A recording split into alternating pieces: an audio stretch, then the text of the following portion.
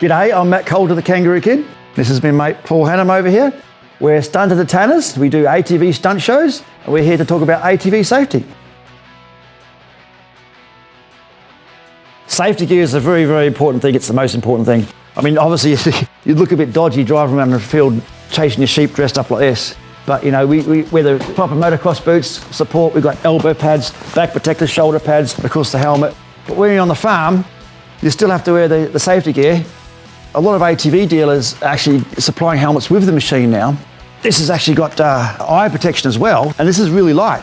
Also your gloves, we always make sure you wear gloves. It gives you maximum grip on your handlebars. If you get any rain or even if you're racing, you've got full grip at all times. Okay, so the most important thing about ATV riding is the pre-checks before you even ride the ATV. The method we use is the T-clock method, T for tyres and wheels. You've always got to make sure you run the correct tyre pressures. Most ATVs come with a tyre pressure gauge, so you want to be using this before you go out every time.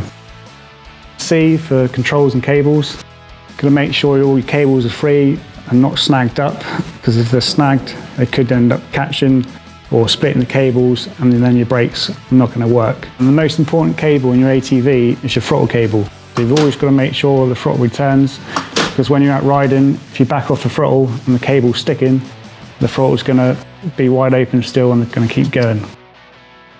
L for lights and electrics. The lights are usually on farm ATVs, so you want to be running your lights on at all times, so you're more visible to people and people around you. You've got kill switch on your handlebars, which is very handy if you get into any trouble. You don't have to take your hands off, you can just flick the switch either way and it'll kill the engine. The next one is O for oil and fuel. You've always got to make sure you check the oil and make sure the ATVs have got the correct oil.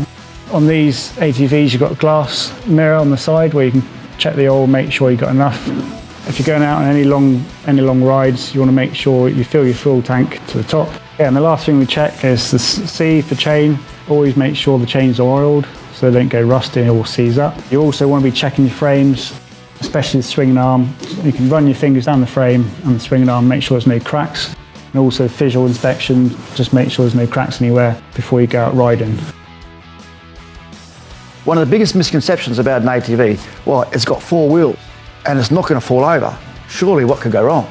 And so it gives you a false sense of security. You start to ride, you think, oh, this is good, yeah, I'm doing okay, and you start to slide around the corners a bit, and the technique changes the faster you go, and you've got to totally change your riding style. You've got to be fairly rider active on these ATVs, so you're moving your body weight around all the times. So if you're turning left into a fast corner, shifting your body weight into the corner, left-hand side of the bike, and you want to be looking where you're going, straight ahead.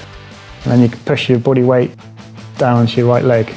And then to your right, shift your body weight to the right, you're leaning into the corner, looking where you're going, and then the weight's down in your left leg. Also, when you're going uphill, if you've got a gradual slope, you want to be leaning forward. If there's any steeper, you can also stand up so you can get more weight over the front, and then heels on the foot pegs. So when you're going down, it's the opposite, getting your weight over the back wheels. And then when you're down, you can shift your body weight back to the centre of the ATV. I choose to ride Hondas because you know that they're not going to break in half. And it's very important when I'm jumping over something and we're doing all our stunts, that you know the thing's not going to have a wheel fall off or the swing arm snap or whatever. And so Hondas are the most reliable machine out there, and we wouldn't trust our lives to anything else. If you want to learn more about ATV safety and be a better rider, I highly recommend you take on the Easy course, which Honda do offer when you buy new ATVs. So it's highly recommended that you run this course. And please don't try our stunts at home.